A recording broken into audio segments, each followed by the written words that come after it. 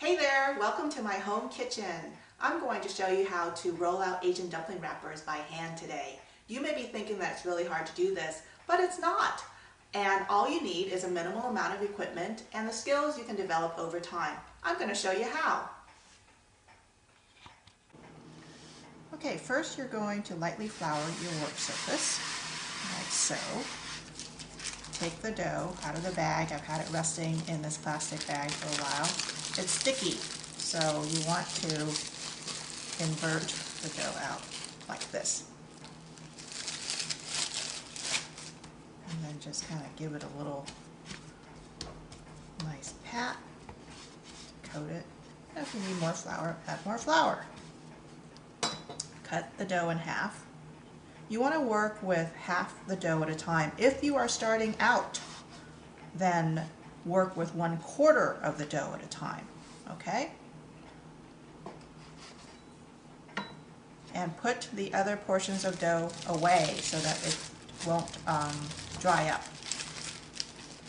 This is 1/4 of the amount of dough that we have, and so from this piece of dough, you're going to get 8 wrappers. Again, starting out, just go ahead and use 1/4 of the dough. Just lightly flour your surface and roll it into a little log. If you're unsure about the size of your pieces, you can use a scale to weigh it, or you can even use a ruler like this. So if I'm going to cut 8 pieces, then I want, a log roughly 8 inches long. And now I'm going to cut it into 8 pieces.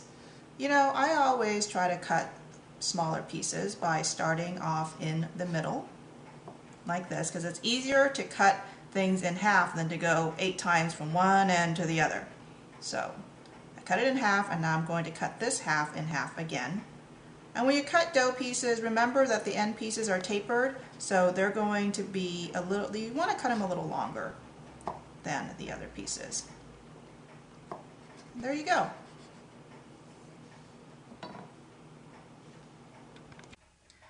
Now that you've got your cut dough pieces, what you want to do is flatten them out a little bit to give yourself a head start. So just take the dough pieces, kind of put them on one of their cut ends, neaten them up like this so that you kind of have a scallop shape. Do that with all of your dough pieces. Just be very gentle. Soon you can work a little harder. Smack them down. Now we're going to smack them, like I just said.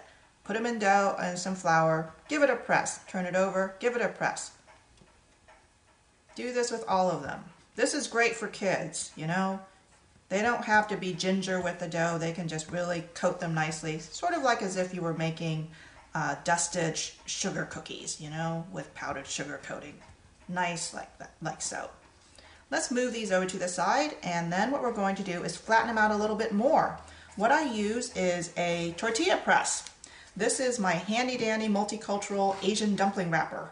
And a tortilla press is something that really goes a long ways to helping you form perfectly shaped dumpling wrappers. All you do is get the tortilla press, cut 2 squares of plastic wrap. I got these from freezer zip top plastic bags, cut them into squares, put one of them down, put one of my little circles down there. You can even neaten it up a little bit if you want. Put down the other piece of plastic, close, press, and then open up. Voila! Look at that. It's practically a round circle. Then just peel it off, and you have the beginning of a perfect dumpling wrapper. After you've pressed out your dough discs into thinner circles, you're going to start rolling them out. What you're going to use to roll them out with is an Asian dowel rolling pin. It's made out of wood. I bought mine at a Chinese market, but you can just go to a hardware store, get a dowel, and make your rolling pins from there. I've got a little handy do-it-yourself tutorial on asiandumplingtips.com. So go there if you need to learn how to make yourself a little dowel. Now, you've got your dowel, and what you want to think about is the dough disc. Here is our little, sort of nubile Asian dumpling wrapper. And imagine a nice quarter-sized circle in the middle. It's about an inch wide, okay? And this is what the Chinese call the belly of the wrapper. Keep that a little thicker than the edge, because what happens is once that you wrap everything up and close up the wrapper around the filling, you're going to have a double layer at least of dough on the edge.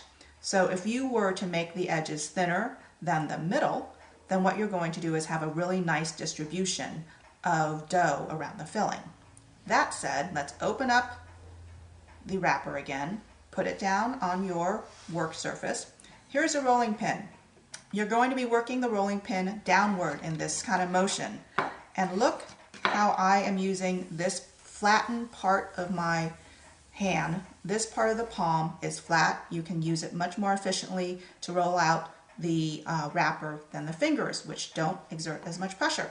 So one hand will work the rolling pin. This hand is going to turn the dough disc. They're going to work like a little machine. Just watch me.